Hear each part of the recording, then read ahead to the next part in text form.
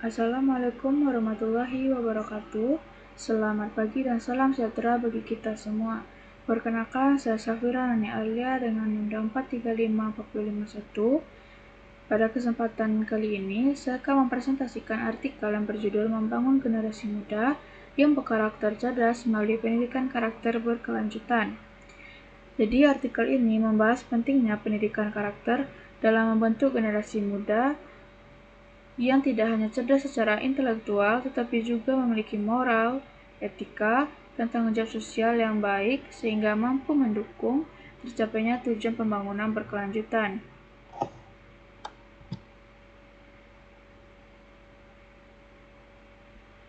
Jadi, pendidikan merupakan sarana penting dalam membangun manusia. Pendidikan tidak hanya berfungsi untuk memberikan ilmu pengetahuan, tetapi juga membentuk kepribadian dan karakter peserta didik. Namun, di era globalisasi dan revolusi digital saat ini, tantangan yang dihadapi generasi muda semakin kompleks. Arus informasi yang sangat cepat, penggunaan media sosial yang tidak terkontrol, serta budaya instan dapat memengaruhi pembentukan karakter anak dan remaja. Berbagai fenomena seperti rendahnya empati sosial, perilaku kekerasan, penyalahgunaan teknologi, sehingga penurunan sopan santun menjadi tanda bahwa pendidikan karakter perlu mendapat perhatian yang lebih serius. Oleh karena itu, pendidikan karakter menjadi salah satu upaya penting untuk membentuk generasi muda yang cerdas, berakhlak, dan mampu menghadapi tantangan zaman. Artikel ini bertujuan mengkaji pentingnya pendidikan karakter dalam mendukung pencapaian, mengidentifikasi berbagai tantangan yang muncul dalam penerapannya, serta menawarkan strategi yang dilakukan untuk memperkuat pendidikan karakter. Metode yang digunakan adalah studi pustaka atau library research. Penulis mengumpulkan data dari berbagai sumber seperti buku, jurnal ilmiah, artikel akademik, dan sumber terpercaya lainnya yang berkaitan dengan pendidikan karakter. Melalui metode ini, penulis berusaha memperoleh pemahaman dalam mengenai masalah dan solusi yang diterapkannya. Pendidikan karakter yang memiliki hubungan yang sangat erat dengan tujuan pembangunan berkelanjutan atau SDGs. Pertama, SDGs 4 menekankan pentingnya pendidikan berkualitas. Pendidikan yang berkualitas tidak hanya mengembangkan kemampuan akademik, tetapi juga membentuk sikap, nilai, dan keterampilan hidup yang dibutuhkan dalam kehidupan masyarakat. Kedua, SDG 16 menekankan pentingnya menciptakan masyarakat yang damai, adil, dan inklusif. Hal tersebut tidak dapat terwujud tanpa individu yang memiliki karakter yang baik.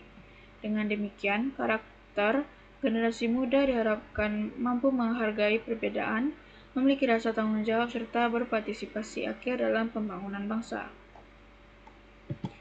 Selanjutnya, konsep pendidikan karakter. Pendidikan karakter merupakan proses yang dilakukan secara sistematis untuk membentuk individu yang beriman, berakhlak mulia, kreatif, mandiri, dan bertanggung jawab. Dalam artikel dijelaskan bahwa Thomas Licona membagi karakter yang baik menjadi 3 komponen utama. Yang pertama itu moral knowing, yaitu kemampuan memahami nilai-nilai moral dan mengetahui mana yang benar dan salah. Kedua, moral feeling, yaitu kemampuan merasakan dan peduli terhadap nilai moral sehingga muncul empati dan kepedulian terhadap orang lain. Yang ketiga itu moral action, yaitu kemampuan melakukan nilai moral dalam tindakan nyata sehari-hari. Ketiga aspek tersebut harus berkembang secara seimbang agar karakter seseorang menjadi kuat dan konsisten. Selanjutnya, kearifan lokal Minangkabau. Salah satu hal menarik dalam artikel ini adalah penggunaan kearifan lokal Minangkabau sebagai dasar pendidikan karakter. Filosofi yang digunakan adalah kata non ampe, yaitu 4 cara berbicara sesuai dengan lawan bicara dan situasi sosial. Kata mendaki digunakan kepada orang yang lebih tua, kata melereng kepada orang yang lebih dihormati, kata mendata kepada teman sebaya, dan kata menurun kepada orang yang lebih muda. Nilai-nilai tersebut mengajarkan rasa hormat, sopan santun, empati, serta kemampuan berkomunikasi dengan baik.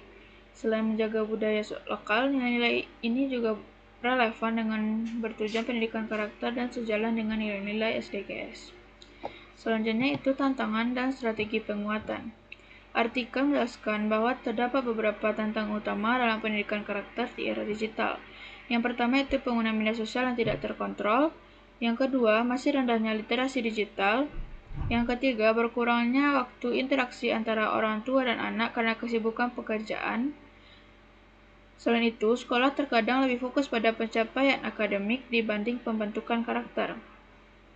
Untuk mengatasi hal tersebut, diperlukan kerjasama berbagai pihak. Orang tua harus menjadi teladan yang baik, sekolah harus mengintegrasikan pendidikan karakter dalam pembelajaran, masyarakat perlu menciptakan lingkungan yang positif, dan pemerintah harus mendukung melalui kebijakan yang berkelanjutan. Yang terakhir itu kesimpulan dan saran.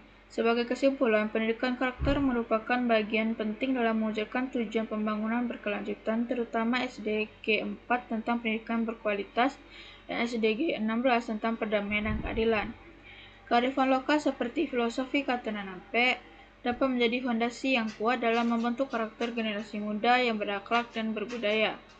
Keberhasilan pendidikan karakter tidak dapat dilakukan oleh satu pihak saja, tetapi memerlukan sinergi antara keluarga, sekolah, masyarakat, dan pemerintah.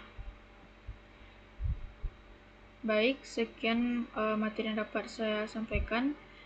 Terima kasih. Wassalamualaikum warahmatullahi wabarakatuh.